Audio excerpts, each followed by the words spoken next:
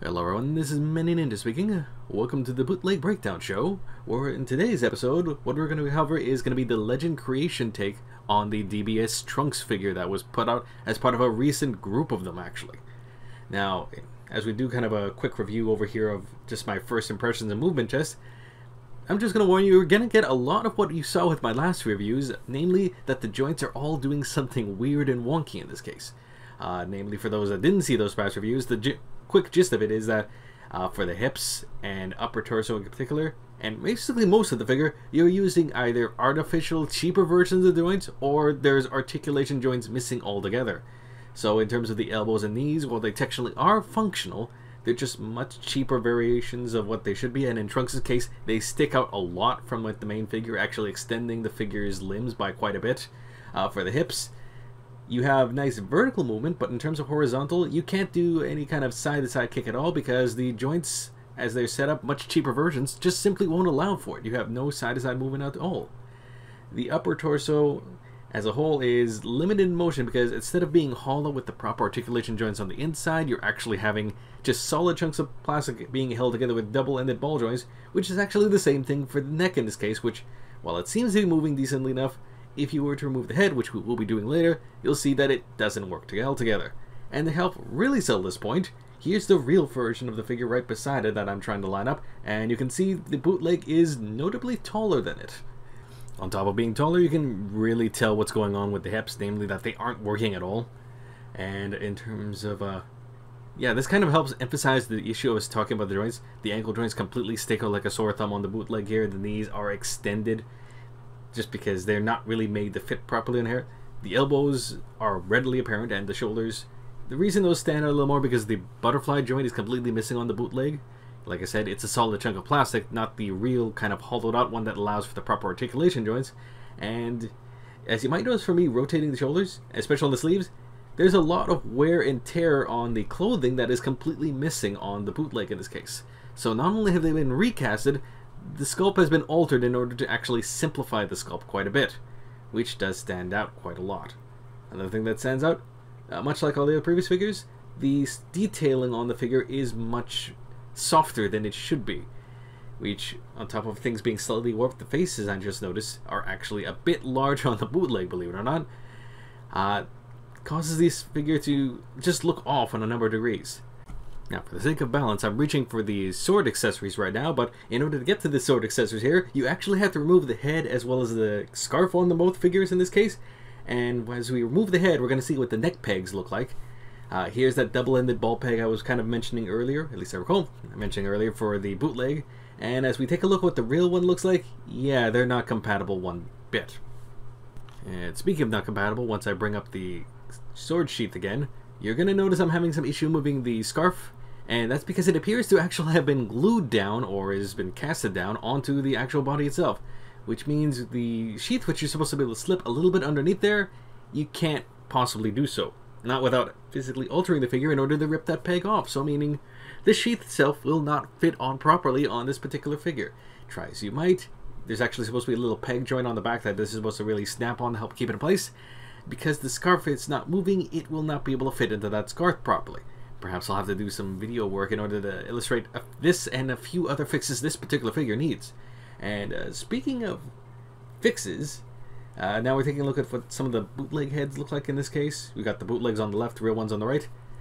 You can automatically tell just how much softer the detail is on the bootleg heads. You got rounded tips on all of the hair joints for the actual Super Saiyan head, and it's just much softer details in general. And as you can kind of see, yeah, there we have the face popping off. On at least on mine, the front bangs, or whatever you want to call them, just keep popping off because it is an incredibly loose setup there. If you really put some pressure, it'll keep it in place, but it's not a particularly good fit because it's not a particularly good cast, I'm afraid. So let's get the other face on there just for general comparison as I'm reaching off to the side for it right now. I believe this is going to be the angry face. As you can see, the pegs do fit on there for the faces at least, but in terms of the quality of the faces, they're just off. Decal wise, it's okay, but it's also a much notably glossier look on all the skin tones, which does stand out on top of the softer details here. So if you were to try to pick up this one for the faces, technically you probably could do it. I think I'm actually going to show a little demonstration of that in a minute, but let's take a look at the base head again. So messing around with the bootleg base head in this case. Let's snap on the other face that is going to go on there. I believe it's the yelling face.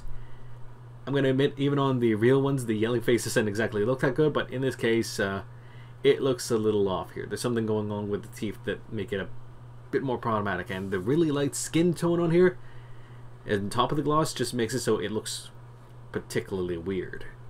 And, oh, as I was just saying earlier, let's take a look at the pegs themselves. As you can kind of see, the pegs on the real face are much more prominent, and here's what it looks like when you're trying to use the bootleg faces on the real head. This probably might be one of the few applications I might suggest getting in this if you really want some spare faces for the real head. Technically, yes, those ones were just fine. There's a little bit of a gap just underneath the bangs on there, but it's passable in this case. You can get away with that, I think.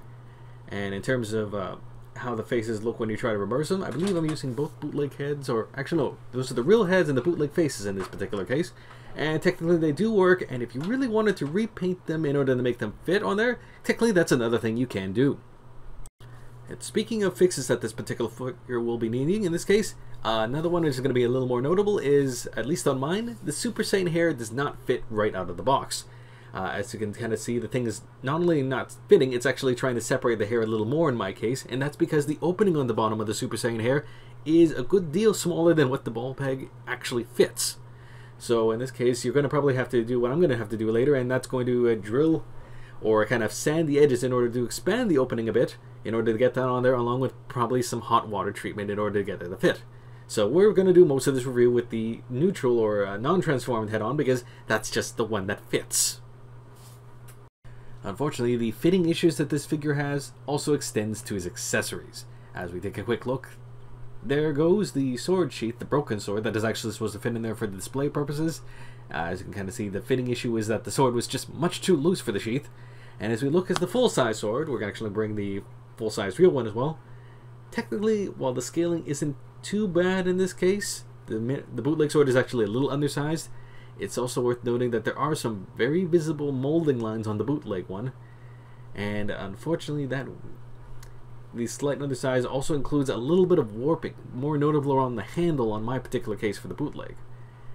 For the spirit sword itself, thankfully, at least in this case, the broken handle fits in there just fine, but the actual spirit sword itself has a weird texture to it, and is also really bendy. It's actually slightly warped in my case, on top of the excessive shininess, actually, I would say, on this one. So that's a bit of a weird thing to have going on. And speaking of weird, the choice of the plastic that they use for this energy ball effect, while the energy ball effect itself looks very fine, is when you get to the little handle bit that it becomes a problem. Namely, the problem, it's so soft you can't get it into the hand that comes with it.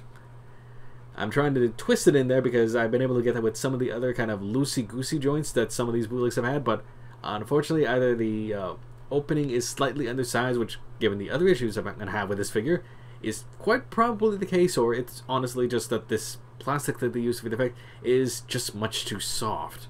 Which is unfortunate, because like I said, it actually looks quite good otherwise. And speaking of things that look decent, but might have some issues, unfortunately, we're going to take a look at the open palm hands in this case, or not open palm, the open grabbing hands, I should say. And here's a look at how it looks like when you're actually trying to slip the hands over the sword. The hands, unfortunately, themselves are also slightly undersized, so it's actually a really snug fit, even compared to the original figure in this case, where it works, but you have to put a little force. You have to put a little more force in this case in order to get the sword grabbing hands onto this. While it is worth noting, the wrist pegs on this particular figure are probably the only authentic base joint on this particular one. Unfortunately, just to tell you right now, they're not particularly well handled. Namely, that because they actually come apart right down the center here. And the reason they're coming apart here is because the actual openings on seemingly all the hands in this case are too small in order to really comfortably fit the wrist pegs on there on that end. So because of the pressure I need to put in there, I'm honestly not trying to break these things, by the way, just so we're clear on that. The pressure I'm putting in order to remove them completely take half the peg with them. Fortunately, at least I can say that the actual wrist pegs don't completely shatter and break, which means once you do put the effort in order to remove the missing half of the peg on there, you can reattach them just fine, but unfortunately, just because of the lack of friction, because these things these wrist pegs have clearly not been casted properly either. They don't stick together very well. And speaking of things that don't stick, here's what it looks like when you have the actual hands in place. If it looks like they're not fitting particularly well and the body's in a bit of an awkward pose, that's because honestly those butterfly joints would have really helped with the posing on this thing a little bit there. And also the stand is definitely necessary in order to hold that spirit sword up because, well, the elbow joints aren't particularly strong either. If it looks like it's sagging, that's because that's exactly what's going on, but to be expected in this case. You can consider this kind of a bit of a warning. If you do end up picking up this bootleg anyway despite this review, you're going to want to replace those wrist pegs because, I'm going to be frank, they're not working particularly well in my case, and I don't imagine they're going to be much better either because they're just really cheap plastic being used here. And speaking of the nature of the plastic, let's take a better look at things overall. The breakdown part of the program, so in order to remove the sheath, you have to remove the head. The faces come right apart there because this is not a particularly well assembled figure, let's be frank on here. The head itself comes off, the sheath comes off. The neck peg, it's really jammed in there as I'm trying to remove it. Now this should be a little more easy to pull off as a whole in this case, but it's just not budging particularly well. It almost feels like the joint is actually bending too much in my case, so we're going to have to forego that for the moment being. Upper torso and middle torso, those are supposed to be hollow, just for the record, but in the bootleg there's solid chunks of rubber, kind of rubbery plastic, not real. I'm not even sure that's proper PVC at that point. Looking at the hips, zero motion, and that's because all the bits there on the actual hips aren't real 2.0 hips. There are these awful generic chunks that are holding the thing in place and actually physically taking up more space than what the real one should have. So now we're trying to remove that bit. The center part, it's functional, albeit not by much.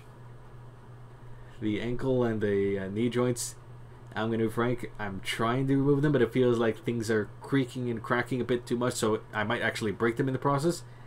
I might want to consider fixing this figure up later, at least attempting to, so I don't think I'm actually able to remove them easily right now. At least not without having the resort to really heating up the actual joints in order to do so. So I don't think I'm actually able to remove them in this course of the review. And as that's about as safely as I can make it on the breakdown portion, I'm going to just safely say here, I strongly don't recommend this particular figure. It's actually the worst one so far out of the lot by far. And I say that because while even on the Vegeta one that has a lot of issues with its joints similar to this, at least that one had all of its parts functional out of the box. This one, it's going to require modification just to use a number of these different effects properly, not to mention all the issues I had with the wrist pegs, which will affect all the hands. So save your money, save your time, look elsewhere.